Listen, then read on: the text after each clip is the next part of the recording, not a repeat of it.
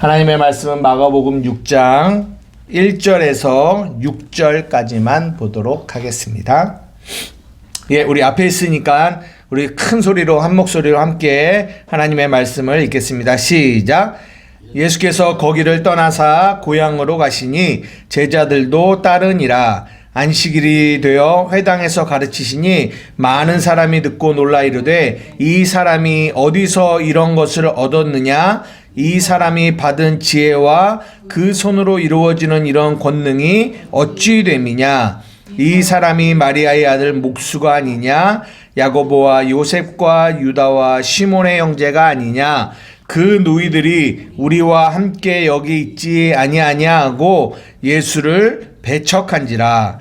예수께서 그들에게 이르시되 선지자가 자기 고향과 자기 친척과 자기 집 외에서는 존경을 받지 못함이 없느니라 하시며 거기서는 아무 권능도 행하실 수 없어 다만 소수의 병자에게 안수하여 고치실 뿐이었고 그들이 믿지 않음을 이상히 여기셨더라.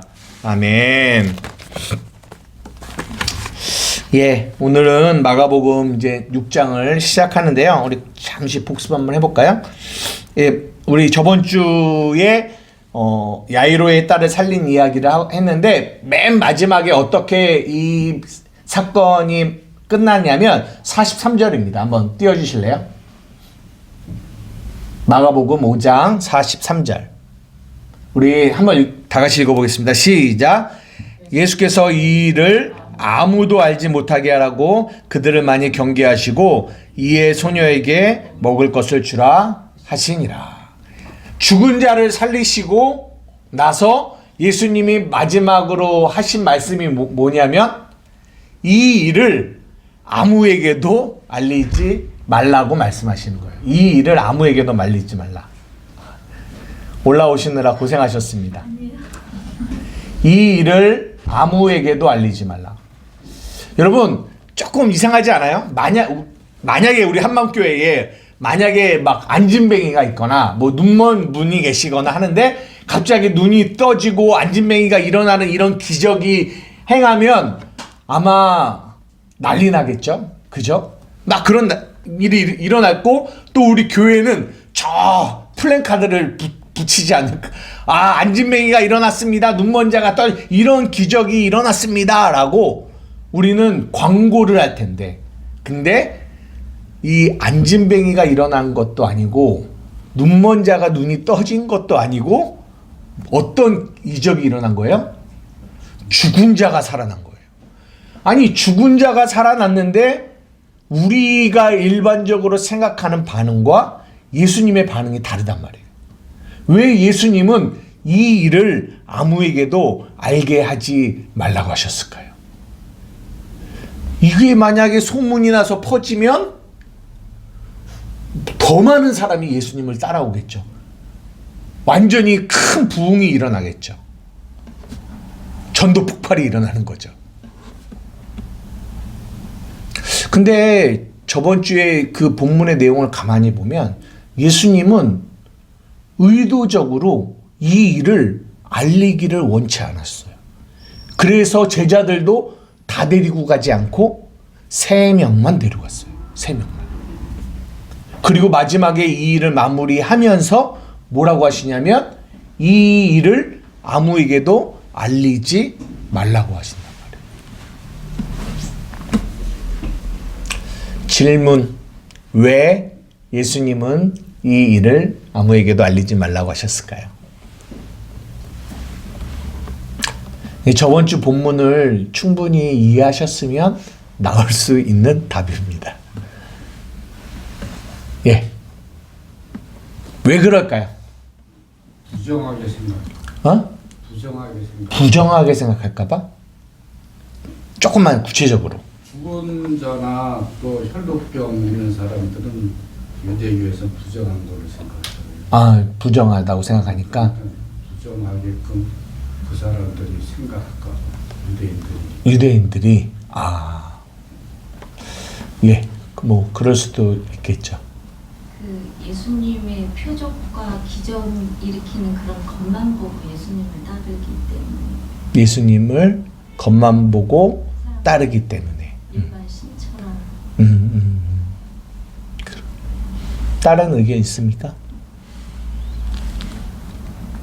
네. 그렇죠.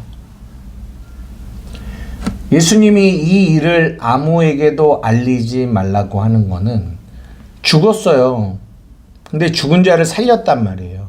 그러면 계속 저희가 반복적으로 여러분들 그 비유 얘기도 말씀드리고 계속 말씀드리는 거는 뭐냐면 그 겉모습만을 보고 사람들은 판단을 해요. 아, 예수님은 죽은 자를 살리는 기적을 행하시는 분이구나 라고.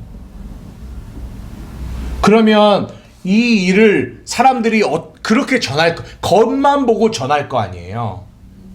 그러면 그들이 바라보는 믿는 예수님은 어떤 예수님이냐면 죽은 자를 살리는 기적을 행하시는 예수님으로 그들은 인식할 거란 말이에요. 근데 예수님은 그 일을 위해 오지 않으셨다라는 거예요. 그 안에 무언가를 담아 놓으셨단 말이에요. 그거를 봐야 되는데 이들은 아직 그거를 보지 못하는 거죠. 그러니까 이 일을 전하지 말라고 얘기하시는 거예요. 예수님이 그 변화산에서 변화산 사건이 일어나잖아요. 그때도 예수님이 뭐라고 하셨어요? 이거 말하지 말라고 얘기해요. 언제까지? 성령이 오셔서 이 변화산 사건이 무엇을 말하고자 하시는지를 성령이 너희에게 깨닫게 할 때까지. 그러니까 베드로가 변화산 사건의 이야기를 언제 이야기하냐면 베드로서에서 이야기해요. 그때 내가 이 사건을 봤는데 이 사건이 담고 있는 의미가 뭔지를 이제는 아는 거죠. 그때는 그냥 주여 내가 여기가 좋사오니 여기서 집 짓고 삽시다 이랬던 베드로가 성령이 오셔서 그 변화산 사건을 깨닫게 되니까 이 베드로서에서 후서인가요? 그 얘기를 하는 거예요. 이것이 무엇을 말하려고 하는지를 후서에서 이야기를 하는 거죠. 그와 동일합니다. 지금도 2000년이 지난 지금도 마찬가지예요. 여전히 우리는 이 본문을 읽으면서 예수님은 능력이 많으신 분, 예수님은 죽은 자를 살리시는 분, 예수님은 기적을 행하시는 분으로만 이해하면, 그리고 그렇게 예수님을 전달하면 그것은 바른 전도가 되지 않는다라는 거예요. 그래서 예수님이 이 일을 아무에게도 알지 못하게 하라고 막으신 거예요. 제가 오늘 이거를 왜 서론으로 이야기했냐면 오늘 6장 1절에서 6절의 이야기가 이 이야기를 받아서 하고 있기 때문에 그래요. 6장 1절에서 6절 한번 보십시오. 예수님이 고향으로 가셨어요. 고향으로 가셔서 가르치시니까 많은 사람들이 모이면서 뭐라고 하냐면 이 지혜와 이 능력이 어디서부터 난 거야? 라고 얘기해요. 그러면서 뭐라고 말합니까? 3절에 이 예수가 마리아의 아들 목수가 아니냐? 야고보와 요셉과 유다와 시몬의 형제가 아니냐? 그 누이들이 우리와 함께 있지 않니? 라고 하면서 예수를 뭐한다? 배척했다라고 얘기해요. 배척했다라고. 오늘 본문이 말하고자 하는 것이 이거예요. 이들은 예수님을 어떻게 봤다? 목수의 아들로. 그렇죠. 보여지는 대로 본 거죠. 목수의 아들. 그러니까 이해가 안 되는 거예요. 그의 안에 있는 지혜와 능력이. 도대체 저 사람이 어떻게 이런 능력이 나타나지? 이 목수는 글도 잘 모를 텐데 그들은 글을 어떻게 하는 거며 저 안에서 나타나는 능력은 뭐지? 그러면서 그렇게 예수님을 겉으로만 보니까 결론적으로 예수를 어떻게 하냐? 배척하게 된다라는 거예요. 성경 구절 하나 띄워주세요. 고린도 후서 5장 16절. 우리 다 같이 읽어보겠습니다. 시작. 그러므로 우리가 이제부터는 어떤 사람도 육신을 따라 알지 아니하노라. 비록 우리가 그리스도도 육신을 따라 알았으나 이제부터는 그같이 알지 아니하노라. 우리가 그리스도를 육신대로 알았대요. 육신을 따라 알았대요. 그러니까 오늘 본문의 이야기가 사도 바울은 이렇게 말씀을 하시는 거예요. 그리스도를 육신대로 알았대요. 아, 목수의 아들 보여지는 대로. 아, 예수 보여지는 대로. 그러나 나는 그 예수를 육신대로 보여지는 대로 알지 않기를 원한다라고 하면서 우리가 잘 아는 고린도후서 5장 17절이 나오는데 그게 뭐냐면 누구든지 그리스도 안에 있으면 새로운 피조물이라 이전의 것은 지나갔으니 이전의 것이 뭐냐면 그리스도를 예수님을 육신으로 알았던 이전의 것은 지나갔고 나는 새 것이 됐고 새 사람이 됐는데 새 사람은 누구냐? 예수를 육신대로 안 보고 그 안에 있는 그리스도로 예수를 보는 거죠. 예수로 보는 게 아니라 그리스도, 우리를 구원하신 구세주로 보는 거죠. 그렇게 보여야 구원이 이루어지는 거예요. 그래야 새 사람이 되는 거예요. 그래서 우리가 설교를 통하여 계속 여러분들에게 말씀을 드리는 건 뭐냐면 이 예수를, 이 복음을 보여지는 대로 보지 말고 율법으로 보지 말고 뭘로 봐라? 그리스도 복음으로 봐야 됩니다. 그래야 그 안에서 뭐가 이루어진다? 구원이 이루어진다라는 말씀을 여러분들에게 드리는 거예요. 이해가 되세요? 이 예수를 배척하다라는 이 말이, 배척하다라는 말이 헬라어로 보면은 이 스칸달리조라고 해서 이렇게 가다가 걸려서 넘어지는 이런 단어거든요. 우리가 이 단어를 어디서 했냐면 마태복음 11장에서 했어요. 한번 볼까요? 한번 11장 2절에서 6절입니다. 시작. 요한이 옥에서 그리스도께서 하신 일을 듣고 제자들을 보내어 예수께 여짜오되 오실 그이가 당신이오이까 우리가 다른 일을 기다리오리이까 예수께서 대답하여 이르시되 너희가 가서 듣고 보는 것을 요한에게 알리되 맹인이 보고 못 걷는 사람이 걷고 나병한 자가 깨끗함을 받고 못 듣는 자가 들으며 죽은 자가 살아나며 가난한 자에게 복음이 전파된다 하라. 여기 보세요. 5절. 여기까지 했는데 그것을 이들이 듣고 본 거예요. 근데 이것을 겉으로만 보고 전하면 뭐라고 전하겠어요? 5절처럼 전하겠죠. 맹인이 봤어요. 못 걷는 사람이 걸어요. 나병한 자가 깨끗함을 받아요. 이렇게만 전하겠죠. 그죠? 6절. 누구든지 나로 말미암아 실족하지 아니하는 자는 복이 있도다 하시니라. 여기서 이 실족하다가 오늘 예수님을 배척하다라는 이 말과 같은 단어예요. 왜 맹인을 눈뜨게 하고 앉은 맹인을 일으키고 그리고 나병 환자를 깨끗하게 하고 죽은 자를 살리고 귀머거리를 보게 하는데 왜 예수님으로 인하여 실족하냐고요. 만약에 그런 일들이 막 일어나면은 왜 사람들이 예수님을 싫어하겠어요? 아마 믿지 않는 사람도 좋아할걸요, 예수님을. 불신자들도 막 교회 안에서 그런 이적이 막 행하면 너무 좋아하지 않겠어요? 근데 그 본문이 말하고자 하는 거는 뭐냐? 그렇게 예수님을 겉모습만 보게 되면, 겉으로 드러난 이적을 행하시는 분으로만 보게 되면 우리는 그 하나님께 뭘 요구하겠냐고요.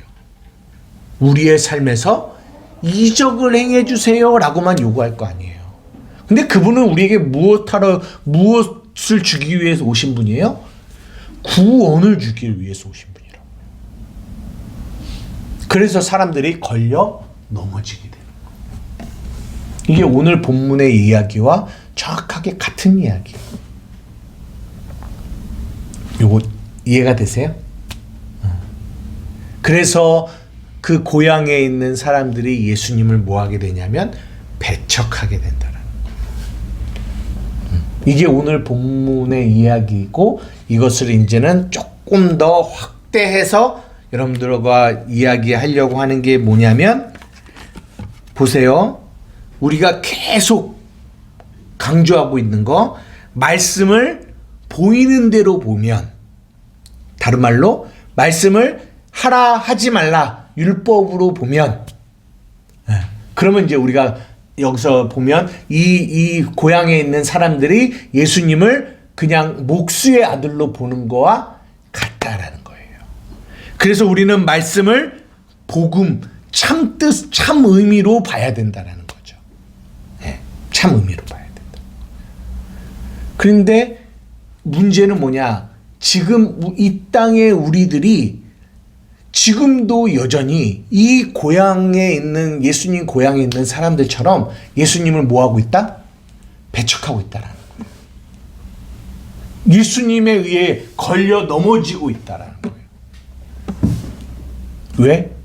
그 안에 있는 복음의 의미를 잘 알고 있지 못하기 때문에 지금도 여전히 예수를 배척하고 있는 우리들의 모습을 성경이 우리에게 말해주고 있는 거예요. 자, 한번 제가 또 이 복음이 무엇인지를 한번 설명해 볼게요. 우리가 어디로 넘어갈 거냐면 창세기 2장으로 넘어갈 거예요. 창세기 2장에 두 나무가 나와요. 한번 봅시다. 예전에도 한번 설교했습니다. 창세기 2장 9절 시작. 여호와 하나님이 그 땅에서 보기에 아름답고 먹기에 좋은 나무가 나게 하시니 동산 가운데에는 생명나무와 선악을 알게 하는 나무도 있더라. 이 두 나무가 있어요. 에덴 동산에. 하나는 뭐?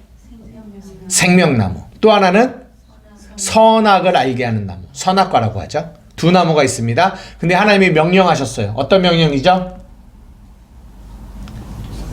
따먹지 마라. 네, 몰려.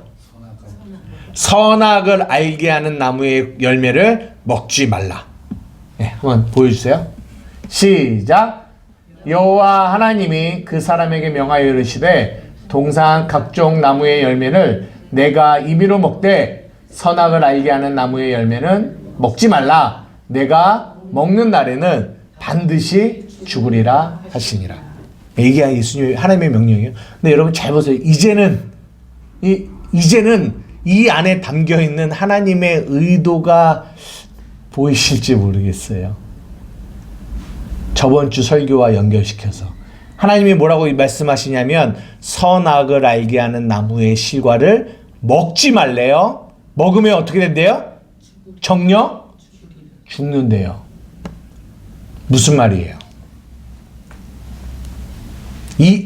이거를 우리가 율법으로 읽으면 뭐예요? 먹지 말아야죠. 왜요? 죽으니까요. 그럼 우리는 먹지 않으려고 이제 노력하겠죠. 그러면 이거는 이게 율법이거든요. 이게 하나님이 인간에게 주신 첫 번째 율법이에요. 그럼 율법은 그림자라고 말씀드렸잖아요. 그럼 이 안에 참 의미가 있어요. 뭐죠? 먹지 말래요. 먹으면 죽는데요. 저번 주에 야이로의 딸 죽을 때까지 뭐 하셨다고요? 기다리셨다고요. 왜요?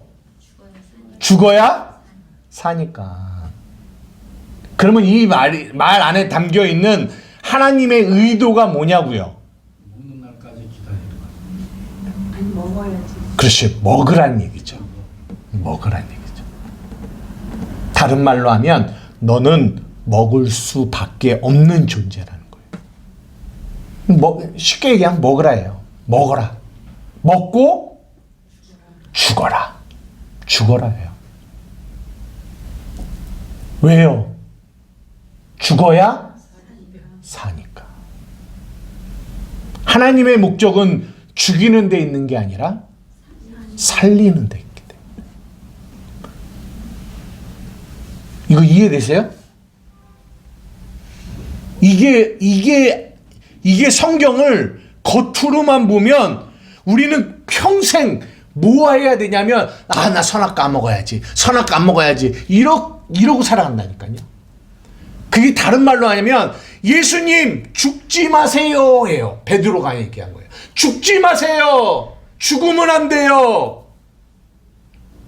예수님이 왜 죽으셨어요? 우리의 선악을 그분이 먹고 죽으신 거예요. 그랬더니 베드로가 뭐라 했냐면 죽으면 안 돼요 라고 얘기해요. 그것을 예수님은 뭐라고 얘기한다? 사단이라고 얘기한다. 먹고 죽어야 되죠. 죽어서 우리가 예수 그리스도의 그 생명나무 있잖아요. 저 생명으로 새롭게 살아나는 이야기. 이것이 성경의 이야기예요. 성경의 이야기. 이해가 되십니까? 이해가 되세요? 그래서 에베소서 2장 1절은 이렇게 얘기합니다. 시작. 그는 허물과 죄로 죽었던 너희를 살리셨도다. 허물과 죄로 죽었던, 다른 말로 선악과를 먹어서 내가 옳고 그름의 주체가 되어 내가 판단하고 살아가는 그 내가 허물과 죄, 자기 중심적인 이 죄가 죽은 거죠. 그 죄로 말미암아 죽은 거죠. 그 죽었던 우리를 예수님이 살리셨어요. 어떻게요? 우리에게 내가 곧 길이요 진리요 생명, 예수님의 생명을, 그 생명나무를 우리에게 먹여주셔서 우리가 뭐 하게 됐어요? 살게 됐어요. 이것이 성경의 전체 이야기예요. 이거를 사도 바울이 로마서에서는 어떻게 이야기하냐면 계속 반복적으로 로마서를 언급합니다. 복습을 위해서예요. 5장 17절. 우리 큰 소리로 한번 읽겠습니다. 시작. 한 사람의 범죄로 말미암아 사망이 그 한 사람을 통하여 왕노릇하였은즉 더욱 은혜와 의의 선물을 넘치게 받은 자들은 한 분 예수 그리스도를 통하여 생명 안에서 왕노릇하리로다. 보십시오. 한 사람의 범죄, 아담의 범죄 뭐예요? 선악과를 먹은 거예요. 선악과를 먹음으로 말미암아 사망이 우리 안에서 왕노릇했어요. 죽은 거죠. 죽음이 왕노릇한 거죠. 죽음이 왕노릇한다라는 말은 뭐냐면 이 로마서 말하는 것처럼 내가 옳고 그름의 주체가 되어서 끊임없이 우리는 남을 판단하고 정죄하고 비방하고 미워하고 원망하고 불신하고 살아가는, 이것이 사망이 왕노릇하는 세상이에요. 우리는 그렇게 살아갔다고요. 예수를 알기 전에, 그 생명을 만나기 전에. 그런데 지금은 더욱 은혜와 의의 선물을 넘치게 받은 우리는 예수 그리스도를 통하여 우리는 어떤 존재가 됐어요? 생명 안에서 왕노릇하는 존재가 됐어요. 이게 살아난 거예요. 그래서 우리의 신앙생활을 한마디로 얘기하면 예수를 믿는다라는 건 신앙생활이잖아요. 신앙생활, 예수를 믿는다라는 거 한마디로 생명 안에서 왕노릇하는 거예요. 그럼 여러분들에게 여쭤보고 싶습니다. 그러면은 생명 안에서 왕노릇한다라는 게 무슨 말일까요? 오늘은 요 한 가지를 알면 돼요. 근데 제가 여러분들에게 말하는 의도는 이거예요. 신앙생활, 예수를 믿는다라는 거, 생명 안에서 왕노릇한다라는 것을 우리는 겉으로만 보고 그 안에 담겨 있는 진짜를 못 보고 신앙생활을 한다라는 거. 그러니까 다른 말로 그런 신앙생활은 생명 안에서 왕노릇하는 신앙생활이 아닌데 우리는 그렇게 생각을 하는 거예요. 잘못. 왜? 겉만 보고. 오늘 본문처럼. 이해가 되세요? 여러분은 어떤 생각을 가지고 계세요? 예수를 믿는다라는 거. 그리스도인이라고 하면 우리는 어떤 생각을 합니까? 주인이 바뀌는 거죠. 주인이 바뀌는 거죠. 맞습니다. 주인이 바뀌는 거예요. 근데 일반적으로 많은 사람들은 예수를 믿고 신앙생활을 하면 선을 행하고 악을 행하지 않는 것으로 생각해요. 그러니까 예수 믿으면 옛날에 했던 나쁜 짓 하지 않고, 옛날에 막 세상에서 막 도덕적인 죄 가운데 죄 짓고 넘어지고 쓰러졌던 사람들이 예수를 딱 만나니까, 아, 이제는 나는 그런 죄를 짓지 않고 나는 착한 일을 하면서 살아가는 사람이 되었습니다 라고 할 때 사람, 이게 예수를 믿어서의 변화. 그래서 간증을 하면, 제가 예전에는요 이렇게 살았는데 지금은 예수를 믿고 이렇게 바뀌어서 살아가게 됐습니다 라고 우리는 간증을 하게 됩니다. 그러면 우와, 대단하다, 그렇게 바뀌었구나. 예, 뭐 그것이 나쁘다고 말씀드리는 건 아니에요. 그런데 여러분 잘 보십시오. 잘 보세요. 그거 역시 내가 예전에는 악 가운데 있었어요. 악을 저지르면서 살았어요. 그런데 예수를 믿고 지금은 나는 선을 행하면서 살아요.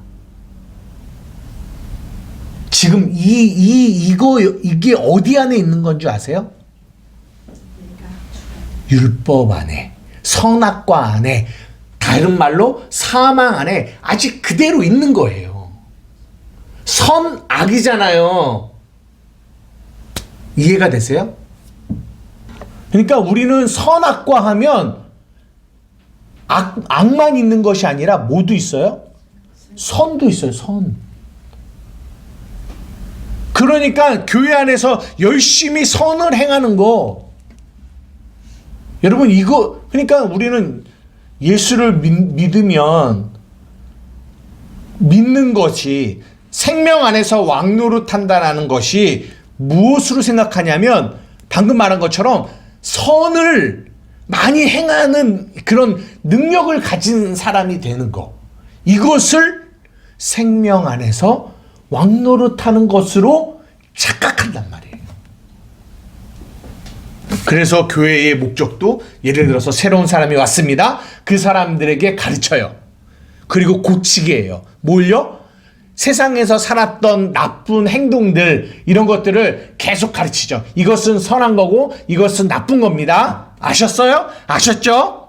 그럼 이제 여러분 세상으로 나가서 이제는 이 나쁜 거 하지 말고 이 착한 거, 이 선한 거 하셔야 됩니다. 그렇게 가르치죠.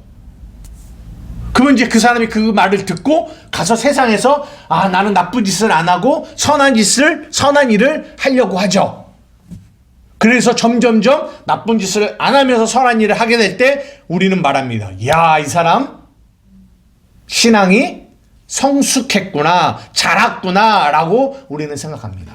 그리고 교회의 이 양육의 목적도 거기에 두는 거죠.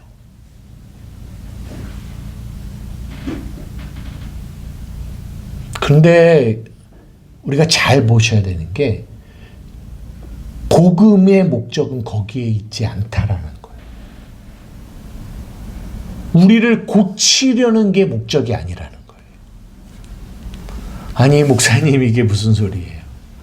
우리가 우리의 죄를 바꾸고 회개하고 고쳐서 예수님 닮은 사람으로 만들어져 가야 되는 게 목적이지, 교회에 다른 목적이 어디 있겠어요? 맞을까요? 그러니까 겉만 보면 그렇게 생각해요. 그러니까 사람들이 너 예수 믿는 사람이 왜 그래? 라고 하잖아요. 많이. 그게 그 안에 뭐가 담겨 있냐면, 그들 안에도 어떤 생각이 갖고 있냐면, 예수를 믿는 사람이면 뭐 해야 된다? 착하게 살아야 된다. 선한 일을 행해야 된다. 그러면서 악한 일을 행하면, 어이구, 예수 믿는 사람이 저렇게 악한 일을 행하네? 라고 하면서 우리는 세상도 개독교라고 얘기하는 거죠. 그들 안에 담겨있는 그 예수 믿는 거에 대한 그 의미가 뭐냐면, 선을 행하고 악을 행하지 않는 거라는 거예요. 근데 문제는 뭐냐? 교회도 그렇게 생각해요. 그리고 그것을 향해서 달려가죠. 죄를 짓지 않고 선을 행하는 걸로. 그리고 그 선이 더 나아가 세상 믿지 않는 사람들에게까지도 그 선으로 섬겨주는 일을 향해서 교회가 힘쓰고 애쓴단 말이죠. 그런 교회를 건강한 교회라고 얘기합니다. 근데 여러분 잘 보셔야 돼요. 그렇게 되면 그게 우리가 성경을 겉만 보는 거거든요. 그게 여전히 우리가 선악과 안에 머물러 있는 거예요. 다른 말로 생명 안으로 아직 안 간 거예요. 여러분 그 안에 얼마나 많은 사망이 왕노릇하는 줄 아세요? 목회자들이 제일 목회하면서 힘든 게 뭔지 아십니까? 여러 번 말씀드렸는데 목회자들이 목회하면서 제일 힘든 거 아니요. 성도들이 바뀌지 않는 거. 성도들이 안 바뀌는 거. 아무리 10년, 20년 설교를 하는데 성도들이 안 바뀌어. 안 바뀌어. 열정도 없고 교회에 대한 사랑하는 마음도 없고 그럴 때는 왜냐면 잘 보세요. 제가 지금 뭘 얘기하면 선악과 안에 있는 거에 선악과 안에 있는 우리 안에 이런 열매들이 나타난단 말이에요. 목사가 만약에 목회의 목적을 성도들이 바뀌어지는 거에 목적을 둔다면 그러면 그러니까 악을 버리고 선을 행하는 사람으로 만드는 데 목적을 둔다면 목사는 계속 끊임없이 설교를 통하여 여러분 바뀌어져야 됩니다. 바뀌어져야 됩니다. 변화돼야 됩니다를 말씀을 가지고 외칠 거예요. 그죠? 근데 문제는 뭐냐? 성도들이 목사의 마음처럼 바뀌어요, 안 바뀌어요? 안 바뀌어요. 안 바뀌면 어떻게 되는 줄 아십니까? 목사가 훌륭한 목사님들은 끝까지 성도를 사랑하면서 하겠지만 많은 목회자들은 어떤 마음을 갖냐면 성도들에 대한 원망을 갖게 돼요. 그렇게 안 바뀌어? 왜 이렇게 안 바뀌어? 그리고 정죄합니다. 너 이렇게까지 했는데도 안 바뀌어? 정죄해요. 판단합니다. 더 나아가서는 어떻게 하죠? 미워도 해요. 미워. 미워. 밉대요. 선교사가 모든 거 다 포기하고 선교지로 갔는데 그 나라를 가서 그 영혼을 섬긴다고 갔는데 1년, 2년, 3년, 4년, 5년이 지나니까 이제는 그 민족이 밉대. 왜? 나는 아무리 나를 내어주고 가르치고 바뀌려고 했는데 뭐하니까? 안 바뀌니까. 미운 거죠. 그 안에서 어떤 열매가 맺어지는 줄 아세요? 사망의 열매가 계속 발생한다니까요. 자녀 양육도 마찬가지입니다. 마찬가지예요. 목적을 고치는 데 두면 바꿔야 되는, 저 아들을 바꿔야 되는데, 고쳐야 되는데, 근데 안 고쳐지네? 그러면 동일한 우리 안에 그런 마음이 든단 말이에요. 이게 사망의 왕노릇하는 거예요. 그러면 오늘 이 5장 17절이 말하고 있는 생명 안에서 왕노릇하는 거는 뭘까요? 우리가 오해하면 안 돼요. 사람을 고치려고 하고 고쳐져서 선한 쪽으로 바뀌어지는 것이 생명 안에서 왕노릇하는 게 아니라는 거예요. 그러면 성경이 말하는 예수 그리스도를 통하여 생명 안에서 왕노릇하는 것은 뭘까요? 내가 아닌 주님이 열매를 맺으셔야죠. 주님이 열매를 맺으시는 거죠. 맞아요. 주님이 어떻게 열매를 맺으실까 조금 더 구체적으로 한번 들어가 볼게요. 성경이 말하는 생명이 뭘까요? 성경이 말하는 생명, 예수님의 생명, 그거는 어디서 보면 아냐면 십자가를 통해서 보면 알아요. 십자가에 그 예수님의 생명이 완전히 응집되어져서 우리에게 보여진 게 예수님의 그 십자가거든요. 그러면 그리스도에게, 예수 믿는 자에게 가장 이 안에서 흘러 넘쳐야 되는 생명이 여러분 뭐라고 생각하세요? 옛사람이 죽는 거예요. 맞아요. 그런데 조금 더 구체적으로 여러분들께 말씀드리면 주체가 바뀌는 거죠. 맞아요. 근데 주체가 바뀌어지고 옛사람이 죽는다라는 것을 한마디로 더 얘기하면 뭐냐?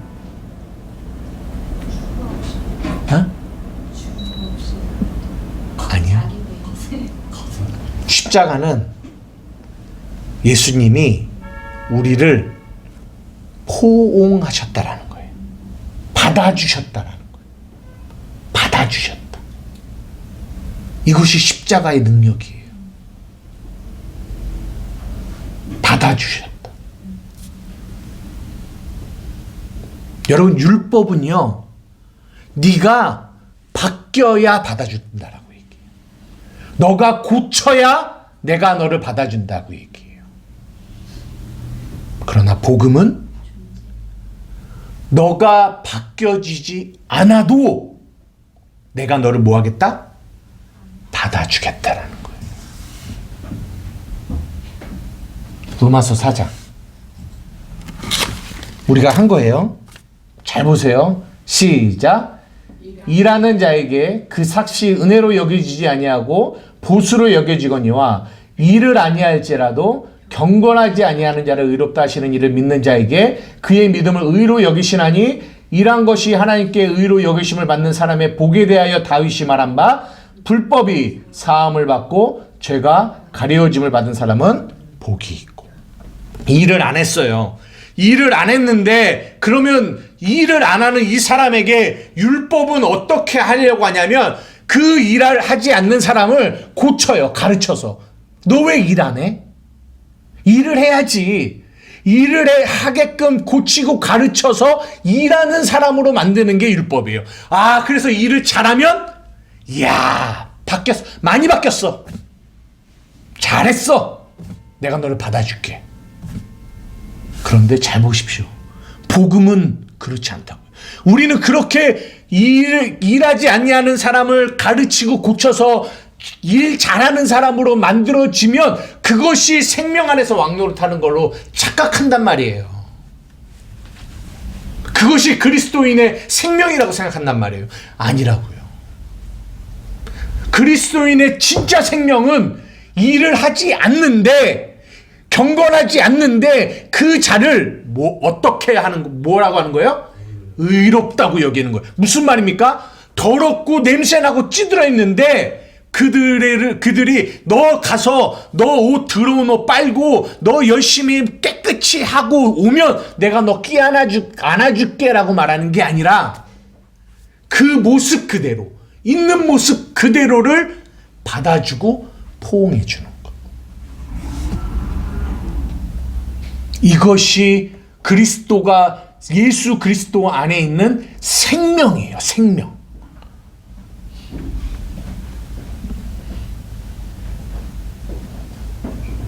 이거 이해되세요? 이해되세요?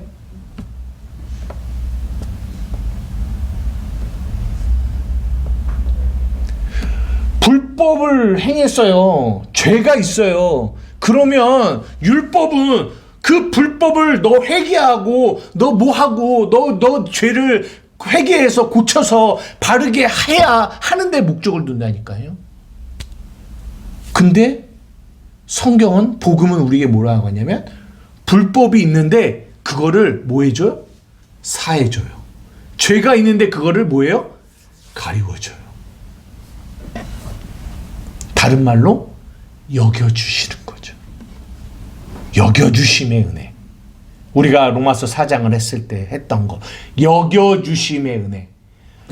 자격이 없어요. 여전히 나는 연약하고 여전히 죄 가운데 넘어지고 여전히 더러운 투성인 거예요. 나아진 게 없다고요. 그런데 그런 우리를 뭐 하는 거예요? 품어 끌어 안으시는 거예요. 이것이 무슨 능력이다? 십자가의 능력.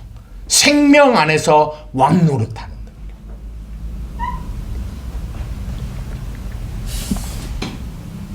기독교 안에는 이 생명이 있는 거예요. 기독교 안에는.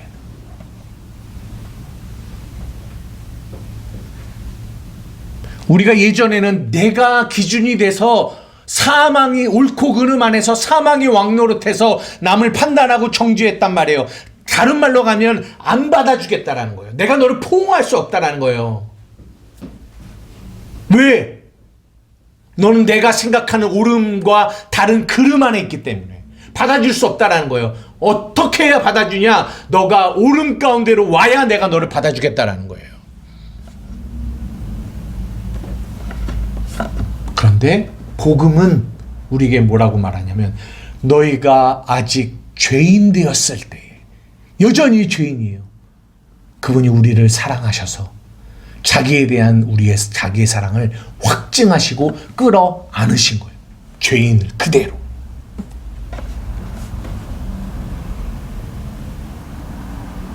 그게 혈루증 앓은 여인 야이로의 딸 다 부정하잖아요. 부정이잖아요. 율법을 얘기하는 거예요. 율법 안에서 부정이에요. 그 부정을 예수님이 뭐 하셨다? 접촉하신 거예요. 잡으신 거예요. 그럴 때 이 부정이 다 누구에게로 온 거예요? 예수님께로 온 거예요. 그래서 예수님이 뭐 하게 되신 거예요? 부정하게 되신 거예요. 그걸 희생이라고 해요. 감당한 거죠. 받으신 거죠. 그들의 연약함을, 부정을. 그래서 자기가 희생하는 거예요. 누구의 부정 때문에? 그 사람의 부정 때문에. 근데 율법 아래 있는 사람은 그게 싫어요. 내가 희생해야 되잖아요. 그의 부정 때문에. 그러니까 그들은 뭐라고 얘기하냐면 너 그 부정을 빨리 가서 노력을 하던 공부를 하던 뭘 하던 회개를 하던 그 부정을 깨끗게 하고 내게 와. 그러면 받아줄게. 손잡아줄게. 근데 그렇지 않으면 나는 너를 받아줄 수가 없어. 왜? 솔직히 말하면 희생하고 싶지 않아요. 내가 그를 인하여.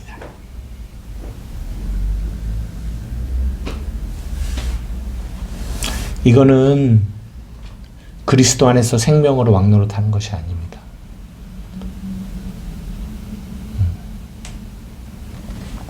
이게 무슨 말인지 이해가 되세요?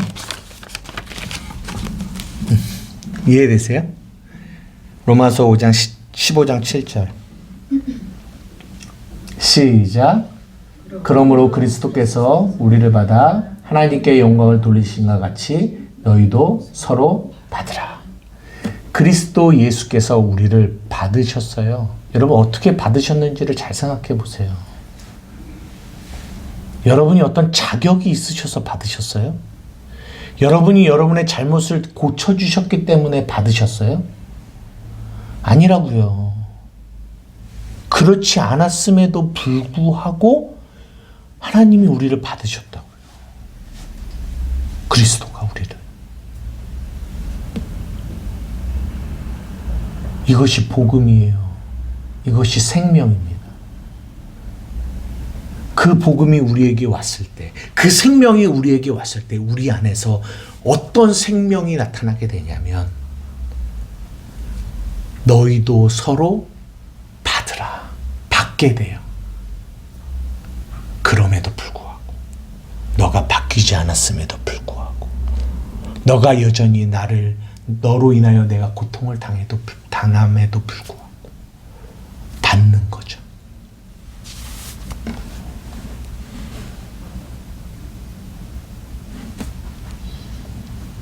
고린도전서 4장 15절 시작. 그리스도 안에서 일만 스승이 있으되 아버지는 많지 아니하니 그리스도 예수 안에서 내가 복음으로써 너희를 낳았습니다. 일만 스승은 가르치는 자. 너 이거 고쳐야 돼. 이거 고쳐야 돼. 이거 고쳐야 돼. 일만 아비는 그들의 그 연약함을 품어 안는 거. 자녀를 양육하다 보니까요. 아내하고도 항상 이것이 고민스러워요. 아니 그러면 여보. 아니 그러면 여보가 아니라 그러면 이 자녀가 잘못을 하는데 그러면은 그 자녀의 잘못을 그대로 방관해? 말하지 않아? 그냥 품어만 줘? 그러면 되는 거야? 여러분 어떻게 생각하세요? 성경은 복음은 고치지 말고 품어만 주라고 하니까 그러면 자녀가 잘못해도 그러면 가만히 놔두고 그래 품어만 주자 이래야 됩니까? 그러면 이 말씀이 성경에 이 말씀이 있으면 안 돼요. 히브리서 한번 읽어볼게요. 시작. 아직 안 읽었어요. 시작. 너희가 참음은 징계를 받기 위함이라 하나님이 아들과 같이 너희를 대우하시나니 어찌 아버지가 징계하지 않는 아들이 있으리요 징계는 다 받는 것이오늘 너희에게 없으면 사생하여 친아들이 아니니라. 또 우리 육신의 아버지가 우리를 징계하여도 공경하였거늘 하물며 모든 영의 아버지께 더욱 복종하며 살려 하지 않겠느냐. 그들은 잠시 자기의 뜻대로 우리를 징계하였거니와 오직 하나님은 우리의 유익을 위하여 그의 거룩하심에 참여하게 하시느니라. 무릇 징계가 당시에는 즐거워 보이지 않고 슬퍼 보이나 후에 그로 말미암아 연단받은 자들은 의와 평강의 열매를 맺느니라. 그러므로 피곤한 손과 연약한 무릎을 일으켜 세우고 너희 발을 위하여 곧은 길을 만들어 저는 다리로 하여금 어그러지지 않고 고침을 받게 하라. 징계하라는 거예요. 누구에게? 아들에게. 그러면 아까는 복음은 품어주는 거라고 얘기하면서 여기는 징계하라고 얘기합니다. 그러면 도대체 이 두 말을 어디를 따라야 되는 거예요? 라고 우리는 생각할 수 있다는 거죠. 여러분 잘 보십시오. 우리가 율법 아래 있으면 사망이 왕노릇하게 돼요. 사망의 열매들이. 그러면 관계가 다 어그러져요. 끊어져요. 그 안에 미움, 불신, 짜증, 원망 이런 열매들이 가득하니까. 끊임없이 나는 쟤를 고쳐야 돼. 나는 쟤를 고쳐야 돼. 나는 쟤를 고쳐야 돼. 고치는 데 목적을 두면 안 돼요. 거기에는 사망이 있어요. 나의 목적은 어디에 있어요? 품어주는 데, 품는 데 있어요. 이것이 생명이니까. 그 품어주는 데 목적 안에서 모두 있어요? 징계도 있는 거예요. 징계. 품는 거 안에서의 징계가 있는 거예요. 근데 문제가 뭐냐면 목적을 고치는 데만 두면 생명이 왕노릇하지 않고 사망이 왕노릇하기 때문에 그 안에서 관계의 단절이 일어난다니까요. 자녀를 키우는데도 끊임없이 내 목적은 자녀를 고치는 데 있다면 계속 고치려고만 해요. 그러면 나중에 어떻게 되는 줄 알아요?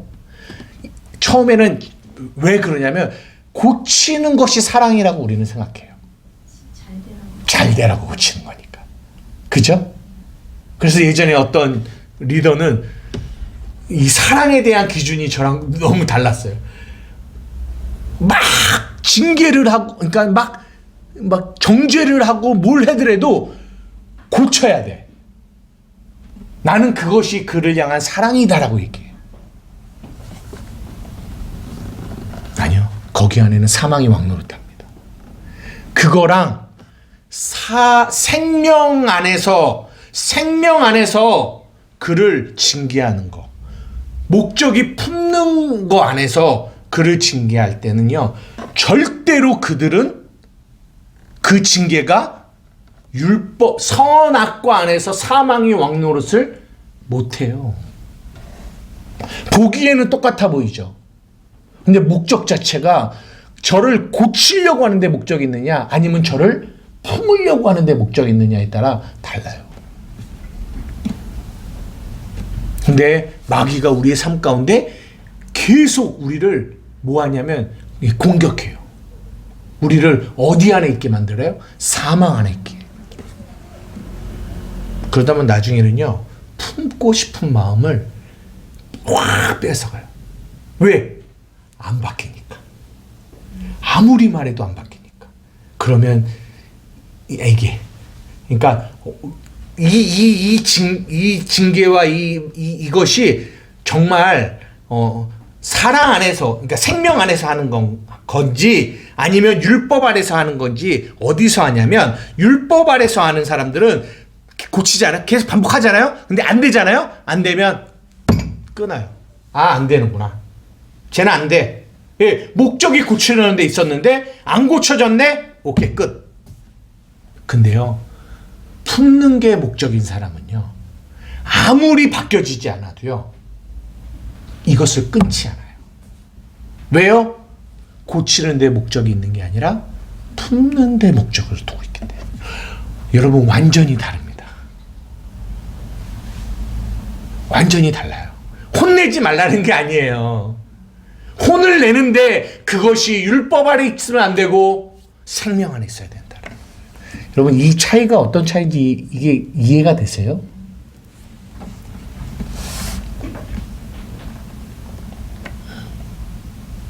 이 싸움이 끊임없이 우리 안에 일어나요. 우리의 삶 가운데. 그러면 누군가 저에게 물어볼 수 있어요. 목사님, 그러면 목사님은 잘 품으세요? 목사님은 잘 품으시냐고, 자녀 잘 품고 잘 품냐고 물어본다면 저는 아니요, 안 돼요. 안 돼요. 그러기 때문에 나는 날마다 주의 은혜가 필요하고 그 생명이 필요해요. 그래서 나는 그 생명 안에 거하려고 그 생명이 내 안에 공급되어지기를 날마다 구하는 거예요. 어느 날인가 이 안에서 그런 마음이 확 올라와요. 이 생명이. 그럴 때는 어떤 마음이 딱 드냐면 그냥 안아주고 싶은 마음이 들어요. 늘 그런 생각이 들면 얼마나 좋겠어요. 그렇지 않습니다. 이 안에서 그 생명이 올라올 때가 있어요. 그러면 내가 그냥 아무 일 없었어요. 이렇게 아들한테 가서 이렇게 안아주려고 그래요. 그럼 얘가 엊그저께인가도 왜 그래? 왜 그래요? 왜 아니, 얘 평소 때는 자기가 막 잘못해놓고 와서 안아줘 막 이러거든요. 그러면 엄청 꼴보기 싫어요. 왜냐면은 잘하고 놓고서 왔으면 아이고 내 새끼 할 텐데, 그러지 않고 맨날 속 썩여놓고 그래놓고 와서 막 안아줘 그러니까 되게 그렇거든요. 그런데 내 안에 정말 생명이 이렇게 확 올라올 때는요, 안아달라고 하지 않는데 안아주고 싶은 마음이 들어요. 이건 진짜 내 마음이 아니에요. 그럼 쟤도 놀라죠. 근데 가서 한번 그래도 안아주고 오는 거죠. 안아주는 게 뭔지 알아요? 내가 너를 받아준다. 내가 너를 받아준다. 받아준다. 여러분, 탕자의 비유는 복음의 핵심을 얘기하고 있습니다. 탕자가 돌아왔어요. 돌아올 수 있었던 가장 큰 능력은 뭐가 있었기 때문이냐면 아버지의 품이 있었기 때문이에요. 다른 말로 아버지의 품을 경험한 자는 반드시 어디를 가든 돌아오게 돼 있어요. 반드시. 그러면 우리는 그들에게 무엇을 줘야 되겠냐고. 일만 스승은 너무 많은데 뭐가 없어요? 아버지가 없어요. 여러분, 그래서 우리가 하나님을 뭐라고 부르는 줄 아세요? 아버지라고 불러요. 하늘에 계신 우리 아버지. 여러분, 세상 어느 종교에 자기가 믿는 신을 아버지라고 부르는 종교가 있는 줄 아세요? 없어요.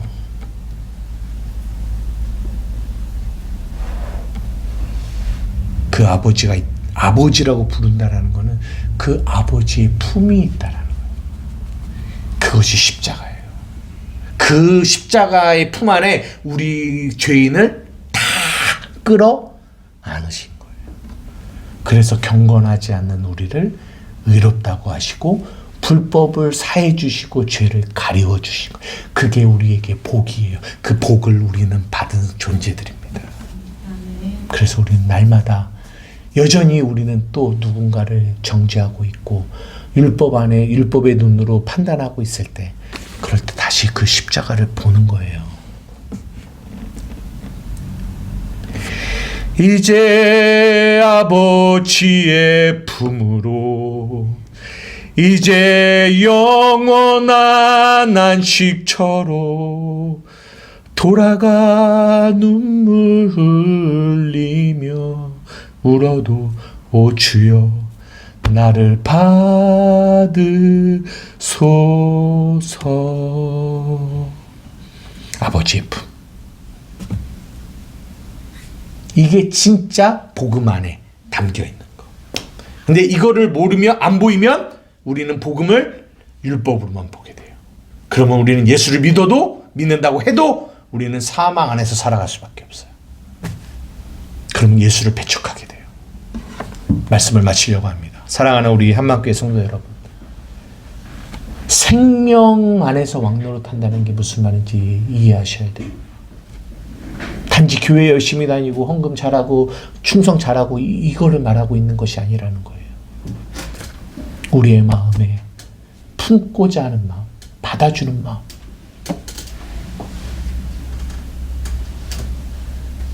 아버지의 품.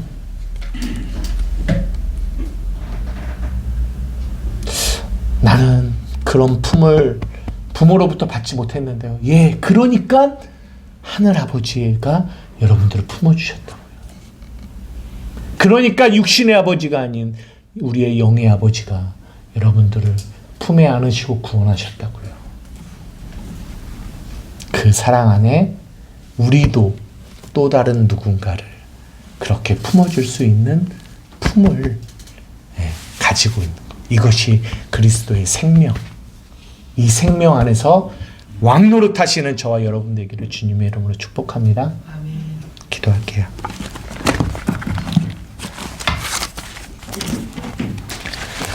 하나님, 오늘도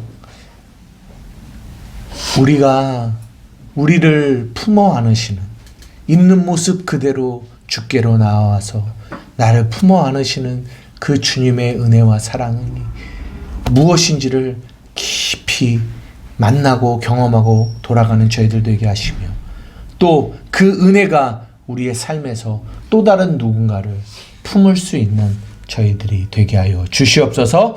이 시간 말씀 기억하면서 우리 주님의 이름 한번 부르고 기도하며 나아가시겠습니다. 주여